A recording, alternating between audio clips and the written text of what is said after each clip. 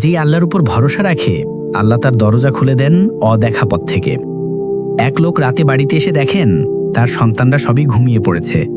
স্ত্রীকে জিজ্ঞাসা করলেন, ওরা নামাজ পড়েছে? স্ত্রী বললেন, বাড়িতে কোনো খাবার ছিল না, সবাই ক্ষুধায় কান্না করতে করতে ঘুমিয়ে পড়েছে, নামাজ পড়েনি। ওদেরকে জাগিয়ে দাও, ওরা নামাজ পড়ুক।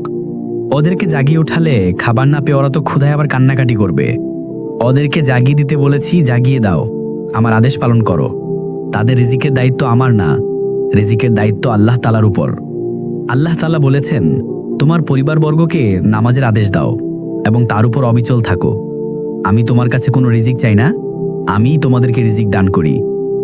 শুভ পরিণাম তো শুধুমাত্র মুত্তাকিদের জন্য। 132 সূরা তাহা।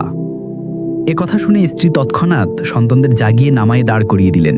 নামাজ শেষ করে যখন তারা উঠল, এমন সময় দরজার বাইরে থেকে সালামের আওয়াজ ভেসে আসলো। দরজা খুলে দেখা গেল এক লোক, তার কাঁধে অনেক খাবার। লোকটি বলল, এগুলো আপনার পরিবারের জন্য, গ্রহণ করুন। লোকটি কৈফিয়তে সুরে আরও বলল, শহর থেকে একজন নেতা আমার বাসায় মেহমান হয়ে এসেছিলেন, তার সামনে আমি খাবারগুলো পরিবেশন করলাম, কিন্তু খাবার শুরু করার পূর্বেই আমাদের মাঝে প্রচণ্ড কথা কাটাকাটি হয়ে গেল। মেহমান রাগান্বিত হয়ে কিছু না খেয়েই চলে গেলেন। অতঃপর আমি খাবারগুলো নিয়ে বের হলাম, ভাবলাম আল্লাহ যেদিকেই নেন, যেখানেই নেন সেখানেই খাবারগুলো দিয়ে আসব। আল্লাহর নামে শপথ করে বলছি, হাঁটতে হাঁটতে আমি আপনার দরজায় এসে দাঁড়িয়ে গেলাম। আমি বুঝতে পারছি না কে আমাকে আপনার দরজার সামনে এনে দাঁড় করিয়ে দিল। এই গল্পটা প্রমাণ করে যে আল্লাহর উপর ভরসা রাখে আল্লাহ তার জন্য দরজা খুলে দেন অদেখা পথ থেকে।